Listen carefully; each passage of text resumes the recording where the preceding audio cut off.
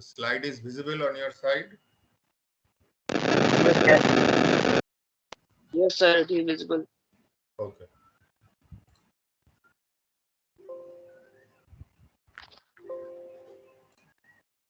Okay, so we are going to start this chapter.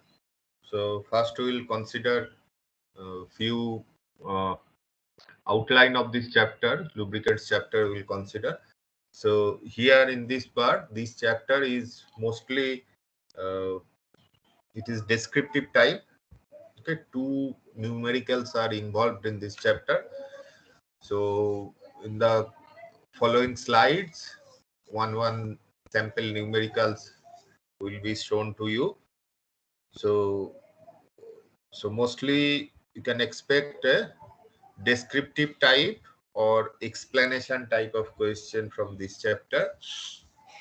So once we finish this lubricant chapter, then we will move to phase equilibrium. So phase equilibrium also, it is uh, justification, reasoning, definition, this type of question will be asked. And then after finishing the phase equilibrium, we will discuss the questions that were asked from these two chapters in the last end sem examination. Okay, that is which was held in March. So whatever is the questions were asked, so from these two chapters, so those questions we will discuss also at the end of the part. So let us start this lubricant chapter. So this is first is we'll consider the definition. So definition and then the functions of lubricant. And now this third is the mechanism. So mechanism part, we have three mechanisms are there. So we'll discuss one by one. One by one we'll discuss those mechanisms. And classification is based on this is based on the physical state of the lubricant. So we'll brief classification we will consider how many class or how many categories of lubricants are there, and then the properties and testing of the lubricant oil. So this is extremely important part. So this one there are 14 to 16 properties are there. So we'll only consider most important 5 properties, and we will discuss those 5 properties. And these properties, based on these properties, someone can find the suitability of a lubricating oil. That is, for a particular purpose, whether an oil is suitable or not. So that can be found out, or that can be considered with the help of these testing properties. And at the end, we'll consider the grease and graphite. So these two are semi-solid lubricant, and graphite is the solid lubricant. We'll discuss about these two in brief, and then we'll finish this particular lubricant chapter. So let us start this one. So first is the definition. So definition, we can define a substance which reduces the friction when it is introduced between two moving or sliding surfaces. So that substance is called the lubricant, and this phenomena is known as lubrication. Okay, so here the most important thing is that the substance, when it is applied, it must reduce the friction. So that is the most important thing. And subsequently, if you want to consider the functions of lubricant, so these will be the most crucial or most important function, that is the reduce the friction between two moving or sliding surfaces. So here one figure is shown here. So two surfaces are there. So if we use a magnifying glass, so those surfaces will be having several ups and downs or unevenness will be there.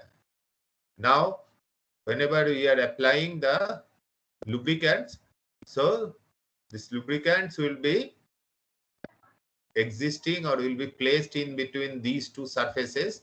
So thereby the lubricant will be reducing or minimizing the friction between these two moving or sliding surfaces that we are considering here.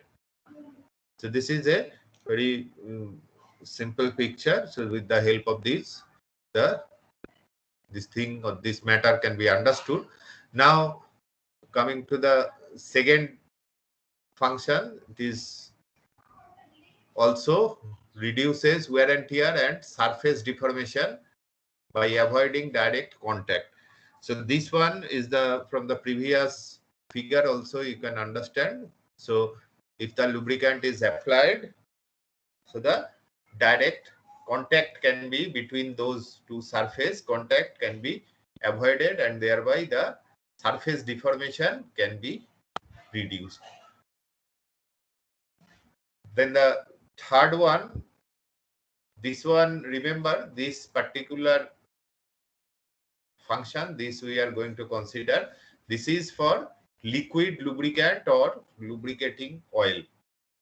Okay, so we'll after a few slides we'll see the classification. So in the classification we will observe that there are three classes of lubricants, okay, or three categories of lubricants. Major classification is the lubricating oil, semi-solid lubricant, and the solid lubricant. So three classes or three categories are there. So this particular third function that we are considering or we are seeing here, so this one is applicable with the liquid lubricant or lubricating oil only. Okay. So this is the lubricating oil. So this one acts as a coolant to carry away heat that is generated on the surface. So here you can see the figure is again shown here. So a flow of oil can be taking away the heat that is generated on these particular surfaces. So thereby this oil is behaving as a coolant in this particular situation. So lubricating oil can only behave in this way. Semi-solid lubricant or solid lubricant, they cannot be used as a coolant. The reason is because they don't have flowability. Okay, that means those substances, solid or semi-solid lubricant, they do not flow. Only liquid lubricant can flow, and that's why this particular function is specifically applicable or specifically related to the liquid lubricants. Now, fourth function is reduces maintenance and running cost. So by preventing rust and corrosion. So in this case, a rust inhibitor can be mixed with the lubricants. So thereby the rusting and corrosion. So these properties, these are the side reactions that may happen on the surface under a particular situation. So such side reactions basically is responsible for so-called corrosion. Okay, so rusting is also a type of corrosion. So this corrosion will be basically increases the maintenance and running cost. So once we mix these rust inhibitors with the lubricants, so the maintenance and running cost can be minimized or can be reduced in this way. So these are the 4 important functions. So if you open any standard book, there are many functions are given there. So out of them, only very crucial 4 functions has been discussed here. Now we'll see the mechanisms. So sometimes before I mentioned, so we have basically 3 mechanisms are existing. So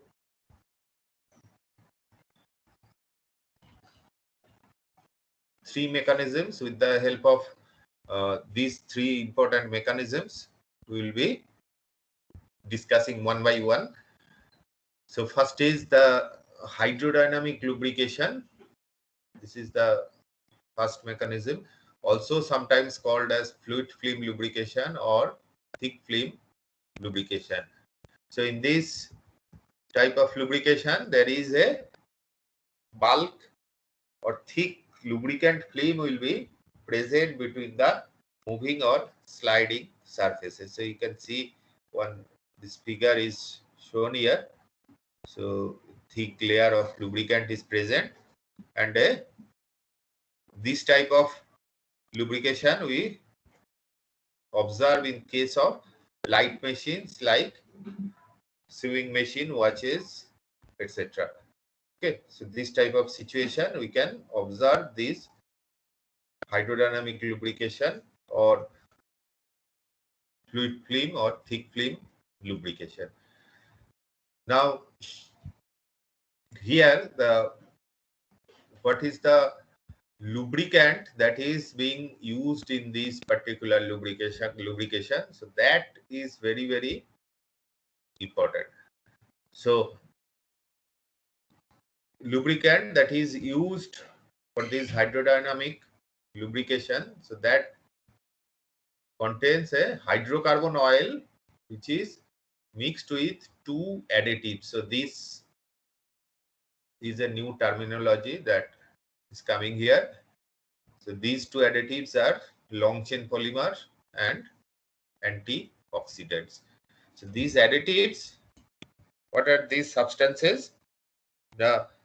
These substances basically these are the additives are the substances which basically mixed with the oil, so that will be making some properties better.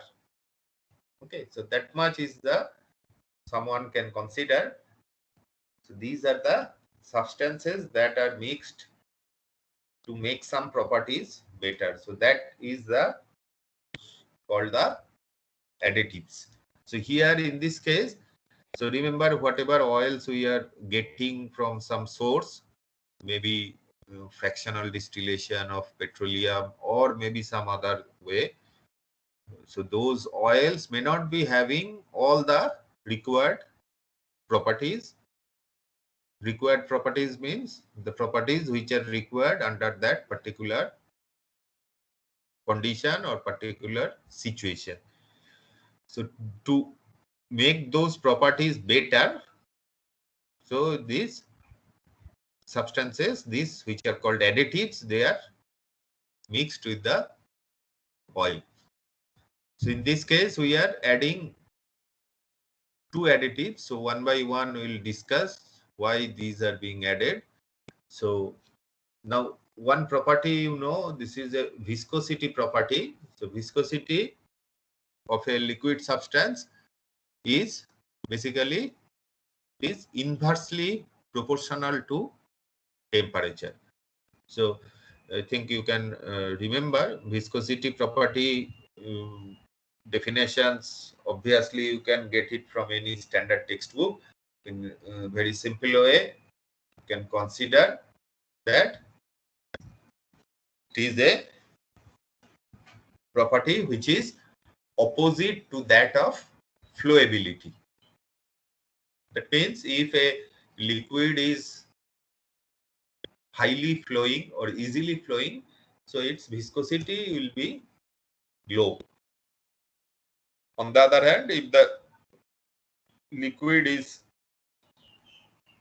less flowable, so its viscosity will be high. So in this viscosity you can visualize by considering, say, water and glycerin. Glycerin is a it's an extremely well-known liquid which is used during the winter time. So glycerin, if you are opening a bottle of glycerin and tilting the bottle, okay, so that situation you'll see that glycerin will be coming out from the bottle very slowly. On the other hand, if you take water in a bottle and tilting that one, so this is water will be instantly coming out from the bottle. So that is basically a very qualitative way someone can understand that there is a basically glycerin is having a is much more viscous than water.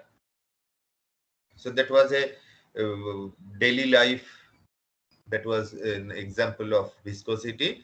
Now coming back to the lubricants. So here also the lubricating oil will be having different lubricating oils will be having different viscosity.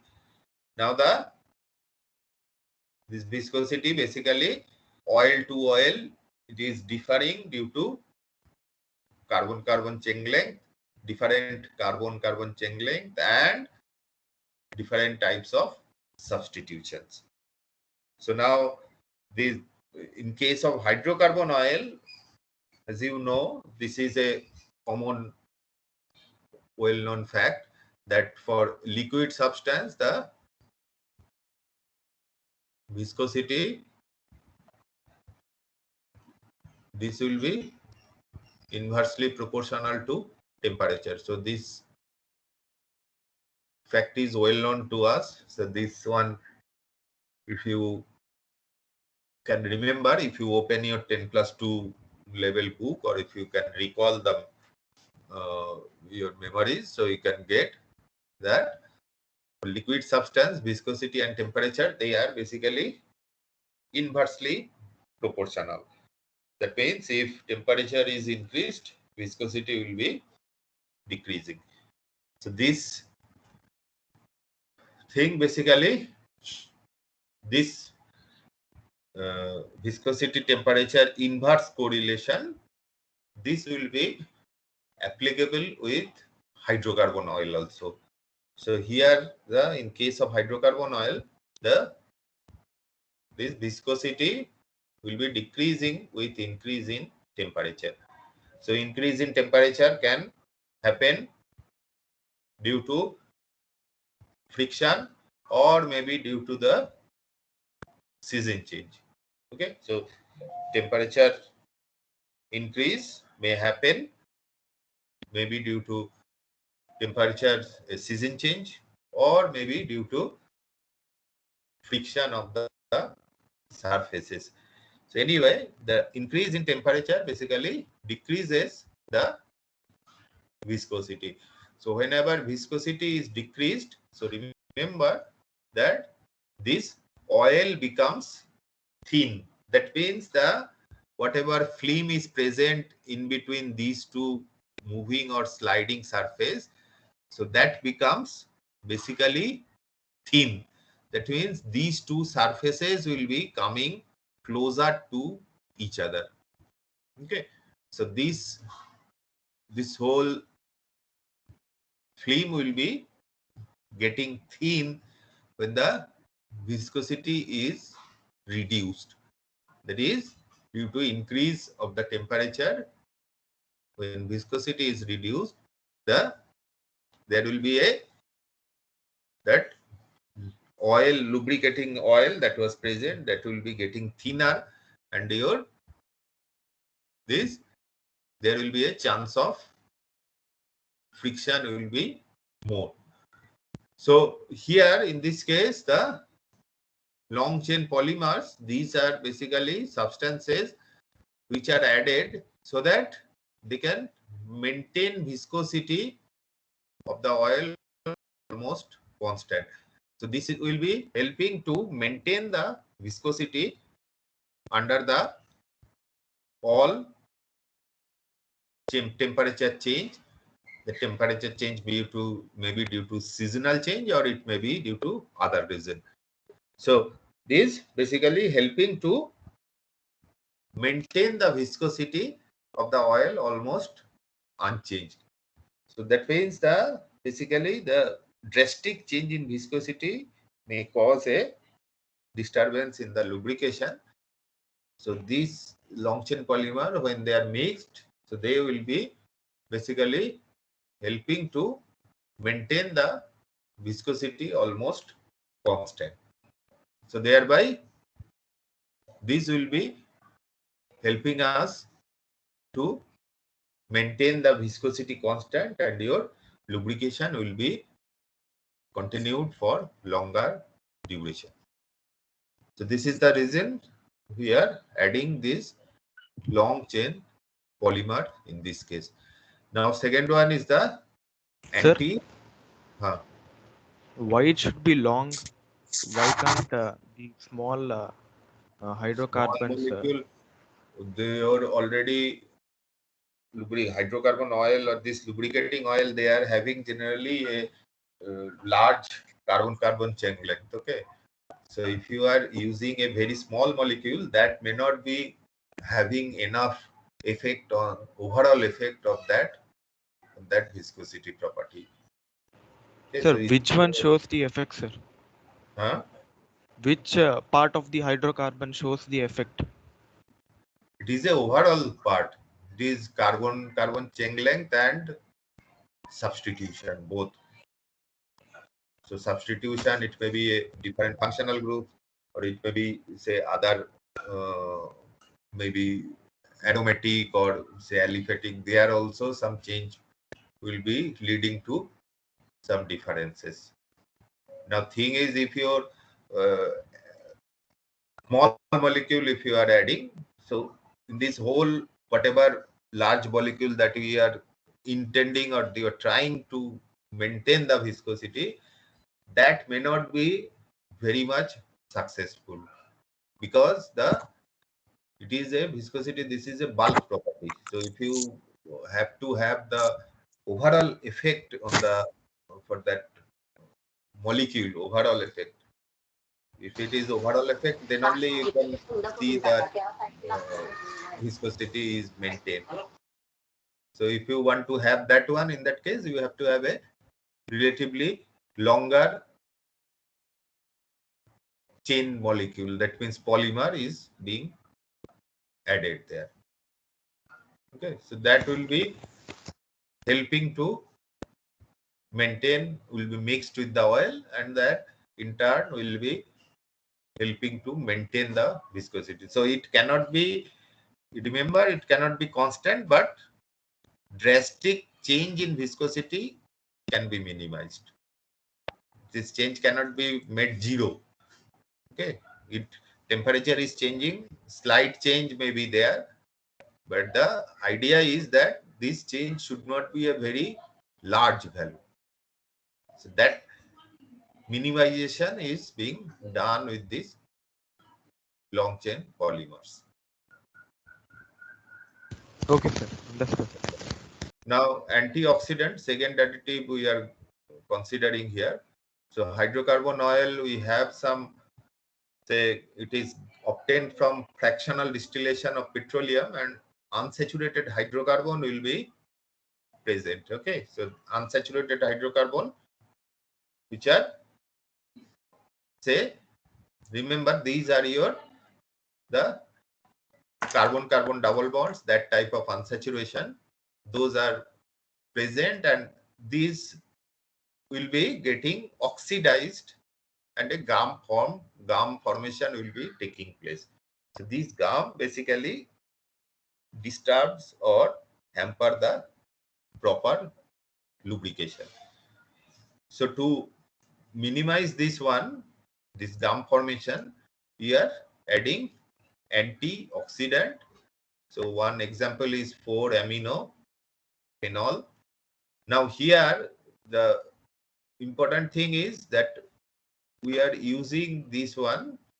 This is your C6H5OH. It is your phenol is one of the extremely well-known aromatic compound.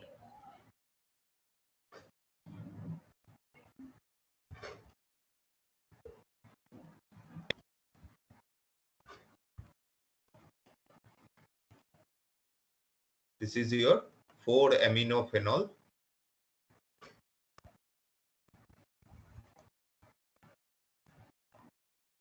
And this one is your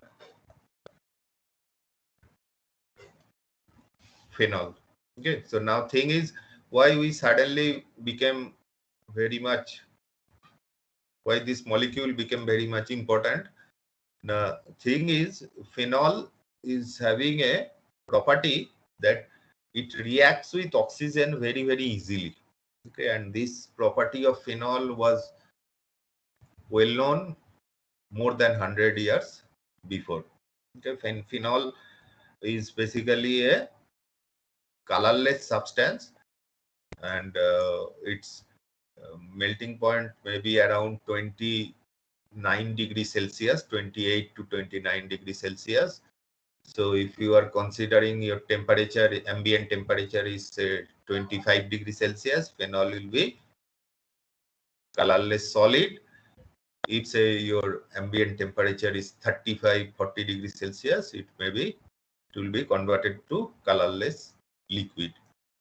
Now the thing is, phenol, when it is having a property that it reacts very, very easily with oxygen, and this property of phenol is basically used here.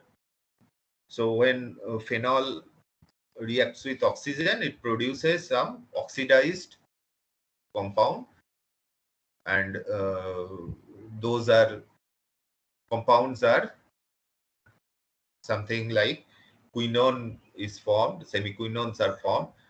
So those are red or reddish brown type of colored materials are formed there. Now thing is, this phenol property of this phenol is being used here. Now when we are using phenol or 4-amino-phenol, that is either phenol or a phenol derivative of phenol, so basically they will be reacting preferably with the oxygen which is present in air, and that will be basically minimizing the reaction of or oxidation of unsaturated hydrocarbon. Okay, so Excuse unsaturated me, sir. hydrocarbon, which we are just now I mentioned here, so that is oxidized, reacting with oxygen produces gum formation. So when we are using phenol or 4-amino-phenol, so or maybe some other antioxidant, so those phenol or phenolic substances will be reacting with the oxygen which is present in air preferably. Okay, so this is because your phenol is having higher affinity to the oxygen, and thereby your unsaturated hydrocarbon, that oxidation will be minimized and your gum formation will be relatively less, and lubrication will be going on for longer duration. What you are telling?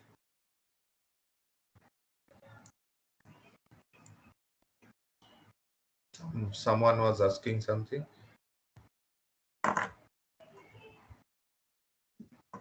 Sir, it got cleared. So this is a remember, this is a this is the basically relative reactivity basically of phenol with oxygen, and reactivity of unsaturated hydrocarbon with oxygen. So from the earlier knowledge, it was found that reaction of phenol is much more easy or much more takes place much more quickly. So under a particular situation, so obviously the which is more reactive, so that means phenol is more reactive, so that will be reacting preferably with your oxygen that is present in air. So remember, unsaturated hydrocarbon, we cannot say it not at all it will be oxidized, but its oxidation will be relatively less. So phenol itself will be, or phenolic derivative itself will be getting reacted with the oxygen and thereby preventing the oxidation of the unsaturated hydrocarbon with oxidation of the unsaturated hydrocarbon with the air. Okay, so that is the reason. Now here we are these two substances. So one is long chain polymer and other one is antioxidant. When they are being mixed, so that gives your with the hydrocarbon oil. So that gives our lubricant, which is used for hydrodynamic lubrication. So this was our first mechanism. So second mechanism is boundary lubrication, also sometimes called thin film lubrication. So here one important thing is adsorption is working here. Adsorption. So adsorption, I think you know this one. This is a surface phenomena.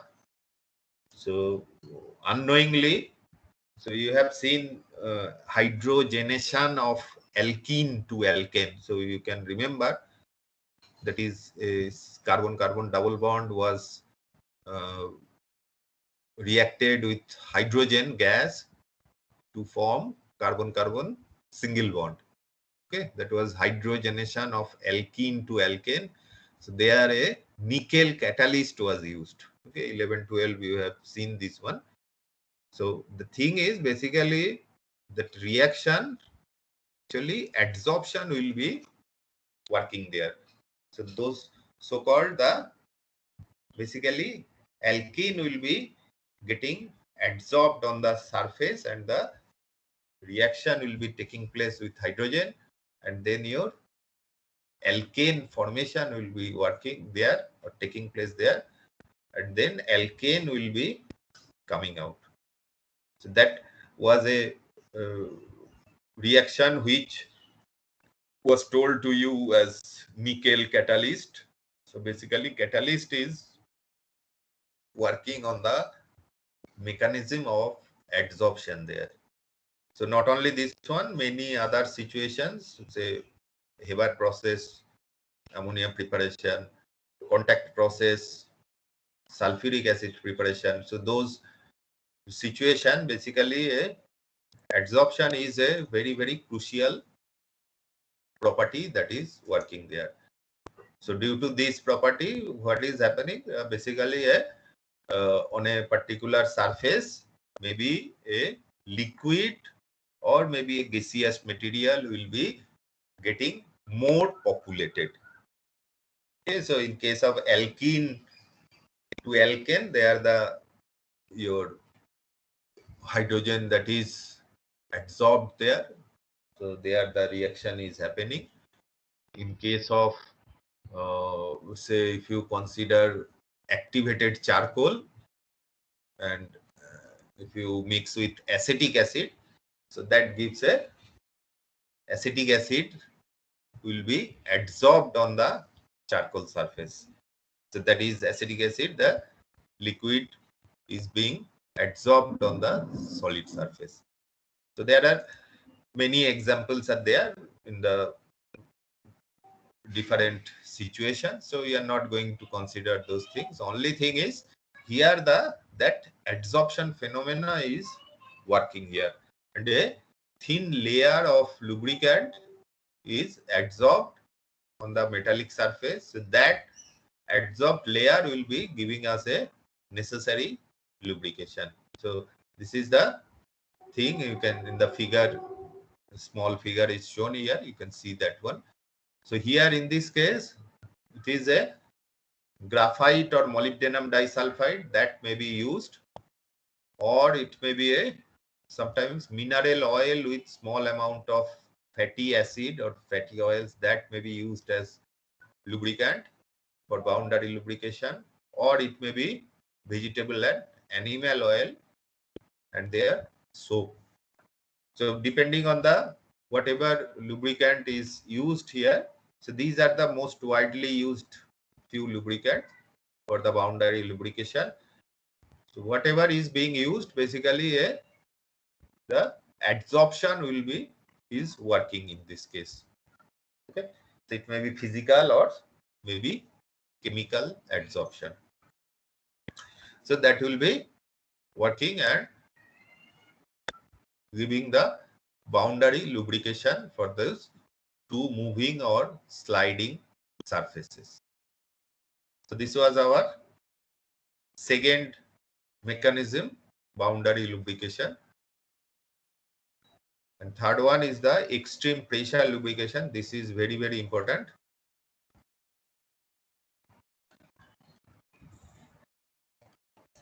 So this one is a high temperature is reached due to the very high speed of the moving surface under pressure. So in this case, a temperature, this one is very, very crucial. That is, reaching a high temperature is very, very crucial to work this lubrication properly or successfully. So now here, what is the thing that is happening here?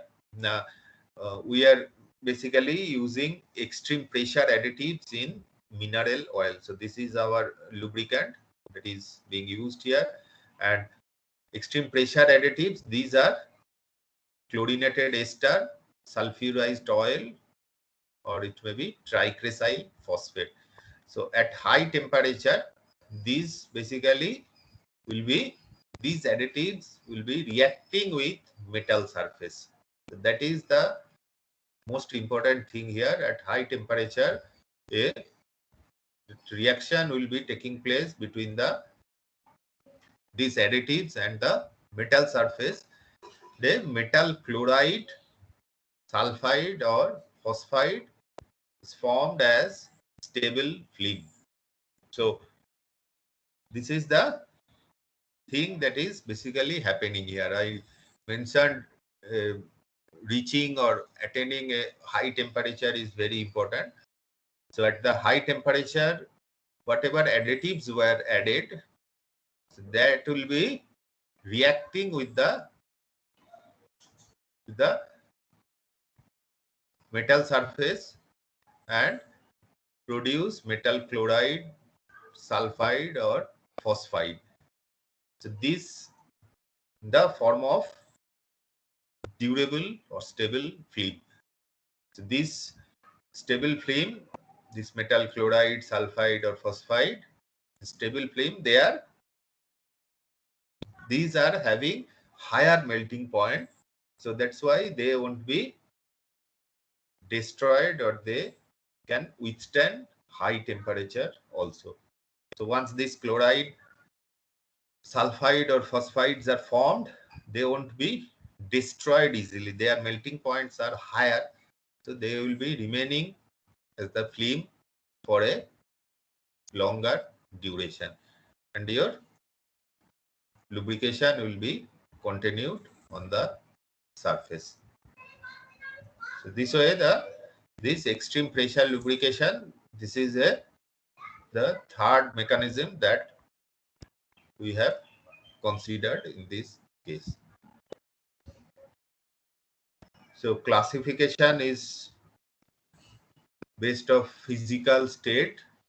So it may be, you can classify lubricants as a three classes or three categories are there. One is lubricating oil, also called as liquid lubricant.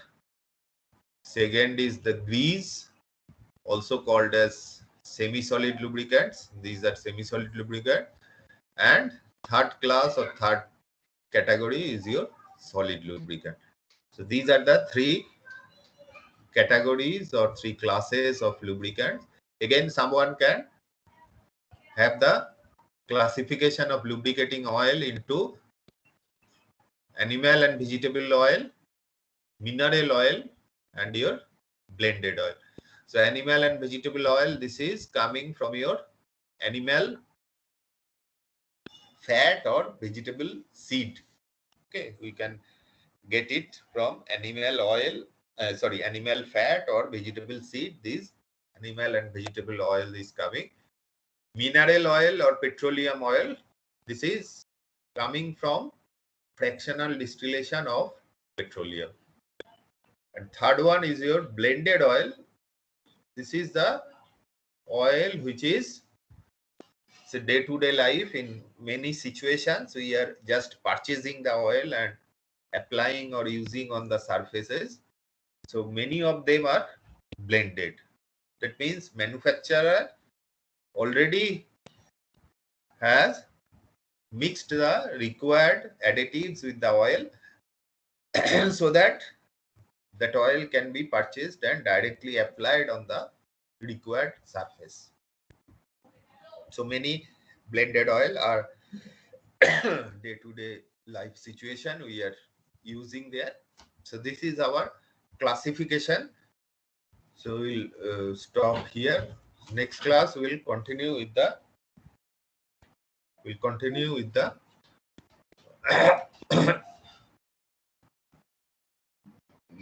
testing part. Different testing properties we'll discuss. Okay, so I'll upload these slides. Maybe Saturday or Sunday I'll upload this, so we can see a whole chapter I'll upload. So you can accordingly you can download and read the slide and prepare yourself. Okay.